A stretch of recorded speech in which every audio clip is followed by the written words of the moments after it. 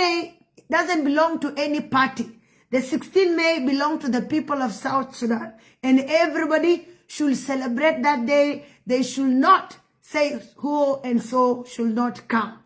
Now let's come here. Our topic today is the Minister of Justice, Makwelwes, which I usually say in the morning you wake up as a Minister of Justice, and when he's leaving the office, he's leaving an office as another person.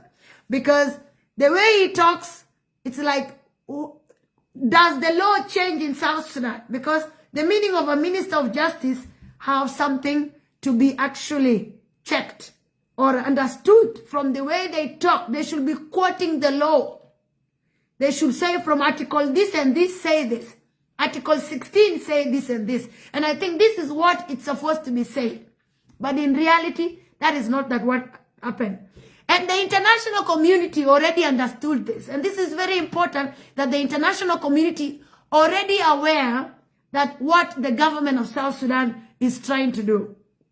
Trying to remove us from a situation of we having peace, or a situation of at least having security in the country, to a situation they want to add more fuel, more problems, more chaos in the country. Because a country with 20 chiefs and commanders in chief, how many commanders in chief do we have in South Sudan?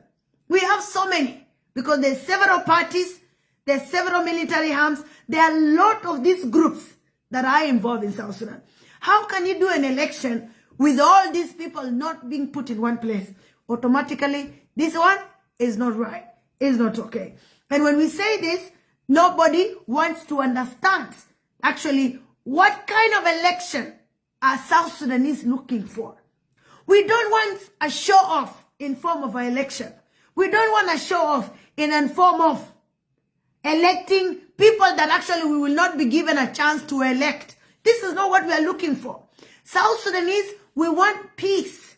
Not a peace that will be signed in the documents anymore. That is not the kind of peace we are looking for. The kind of peace the citizens of South Sudan are looking for is a peace in our hearts, a peace that will be felt by everybody across the country. Not a peace that will only stay in Juba, or a peace that will only be known by individual people that will group themselves, sign fake documents, and say there is peace. The peace that have been happening in South Sudan is only peace that have been in the documents. We South Sudanese have never seen peace. Since the 15th of December 2013, there have never been peace in South Sudan. It's been chaos after chaos. And different documents have been signed in the name of peace. So all those peace agreements have always been in papers. We, the citizens, have never felt how a peace feel like, how a peace look like. We have not seen it in practical, but we have seen the leaders enjoying money in different hotels, either in Nairobi, Kenya, either in Ethiopia, either in Khartoum, or either in South Africa. That is the places. Or maybe in the Rome. We have been seeing and hearing that our leaders are going to these countries for peace, and they're signing, and we could see them sometimes dancing in these rooms of the peace agreement that are being signed. But in reality, we have never feel peace as the people of South Sudan. So what we are looking for now, we don't want a show off. We want a real peace. And everybody should know, especially the international community, that the government of South Sudan, we all know the court case they're having in Juba is not a court case.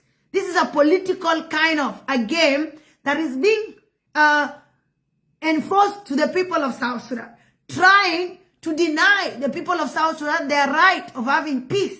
Having this agreement is something that we believe is what we need as South Sudanese. But now they are trying. The first thing they did, they went as far as removing the Arjamek. The Arjamek was put there to monitor the peace agreement, but they remove Arjamek. They go ahead and try to destroy them, to dismantle the whole peace agreement. How can such people be telling us that they're looking for peace? Of course, they are not looking for peace. They're looking for what? They're looking on how they can continue to destroy South Sudanese, can continue to loot our resources. Sometimes I don't understand how the brain of Honorable Makwelwes work. What kind of university of law this Honorable Makwelwes went to? We are being told here as we are East African community. This is what we are being told. In the other hands, we are being told that South Sudan is part of the East African community. Makwelwes woke up some few years ago and he sent us to the West Africa. The time we are having is a time of West African time. How can we, the country, having a West African time when we are being told that we are part of the East African community? This is something that we don't understand. Why are we being taken around, merry-go-round as we South Sudanese?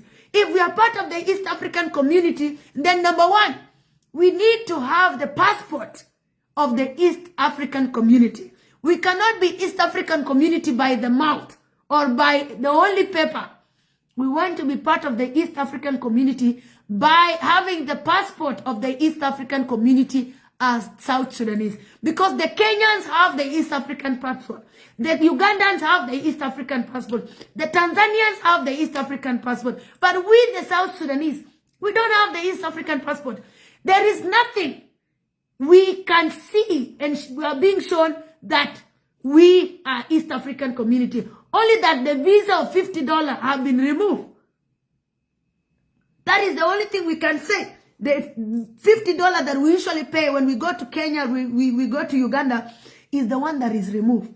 But how can we say we are East African community when our time tell us West Africa and our passport, we are not allowed to have East African passport. We don't have the East African passport. So why are we paying all that millions when we are not even getting the good things of this East African community? So this is a question that every South Sudanese should ask themselves. And who did that? This is Honorable Makwelwes. He's the one that did this. He took us to West Africa time when we are being told we are in East Africa. So we are in the middle. Are we West Africans or we are East African? Who are we, South Sudanese? We're in the middle. We don't know who we are. Because if we know who we are, then we should have the passport of East African community. And the migration actually should answer us. The migration should tell us, why are we not having the East African passport? Because we should have. Why are we not having the East African passport if we are actually East African? Because if we are part of the East African community, then we should have the passport, just like the Kenyans and the Ugandans and the Tanzanians. So this is what every South Sudanese is our right, because money is being paid. And that money is going without even having the mayor passport that actually unite all the people of East Africa. And another thing is, the leaked information is that they are going to actually rule the case of Dr. Riek, and they are going to say that Dr. Riek is guilty. This is the already leaked information that they're hiding, but they already made a decision. But Dr. Riek will be judged, and then they will say he's guilty. And when they say he's guilty, then they will give him, for after 2-3 months, they will give him condition that they are going to release him, that Salva Kiir will pardon him. Salva Kiir will pardon him, and then he will be told never to be part of any political rally or campaign or election. That he will go and sit in his house and he will no longer be a politician in South Sudan or involve himself in anything about South Sudan. This is what the government actually have been preparing. How can they bring up this information? But we already know, even in the mouth of the Minister of Justice, Honorable Makwelwes, who is actually the person destroying South Sudan. Makwelwes is destroying South Sudan. 70% of problems of South Sudan come from Makwelwes, and mostly General, this guy called Kwal Manyang. These two are actually doing a lot of bad things, destroying the government of South Sudan. And they're the ones that are working so hard to make sure that no matter what, Dr. Riek is not released. And that is it. This is most important, that everybody need to understand that Dr. Riek the government already agreed. They are going to do what? They are going to charge Dr. Riek guilty. And then after that, they are going to put him in jail. And after putting him in jail, and then from there, they are going to pardon him after some time. Salva Kiir will pardon him. And then it will look like, yeah, Salva Kiir is a very good person. He have pardoned his deputy vice president. And now they will tell him to go home, that he will not involve himself in politics. But I don't think if this one will work. One thing that the government of South Sudan need to know, even if you try A and B, you try C and D, you try the whole A, B, C, D, E, mix them together, and even add the word SPLM, IG, it will never work. It will never work. You cannot run away from the peace agreement. You cannot run away from the peace agreement. The peace agreement you have is like the CPA that you could not run away from. And that's why when Dr. Riek told you people that if you destroy this peace agreement, there will be no other peace that will be signed again. That is what Dr. Riek told you, the government in Juba. He said that if you destroy this peace, there will be no other agreement or peace agreement that will be signed again. When you try the Tumaini peace agreement, you waste a lot of money. Where is Tumaini peace agreement right now? Yes, this is the waste of resources. You will try to go A, go C, go left, go right, go north, go south. There is nothing you can do. You must make sure that that peace agreement is what needs to be implemented. The international community have held their hands and they have put their hands. The IGAD have put their hands. The African Union, everybody actually have put their hands in that peace agreement. You cannot run. The easy way is maybe you to pull out. But you to send everybody out, especially the first vice president, no, it's not possible. So the only easy thing is, we know you are doing a lot of drama. We know whatever Makwei West is doing, trying to push and this and that, they are all drama. Because they want an extension. They want this election. They want this to be extended. And they are looking for somebody to blame that this election did not happen. So they are looking for somebody to blame. This is what they are looking for. They are looking for, number one, who can we blame? Of course, Dr. Riek is not out. Dr. Riek is inside under house arrest. So they cannot blame Dr. Riek. So they have to look for somebody to blame. Who are they now going to blame? They are going to blame the MPs that ran out or that protest and say, we are not going to be part of this election that you're trying to do what? And they have tried several times. How many times have the government of South Sudan tried to divide SPLM? IO. They divided that time during the Tanginya time. So there was the SPLA-IO of Tanginya. There's the SPLA-IO that remained with Taban. Now there's the SPLA-IO that with the link, which is Stephen Parkon. So all this SPLA, it's the government of South Sudan doing all this drama.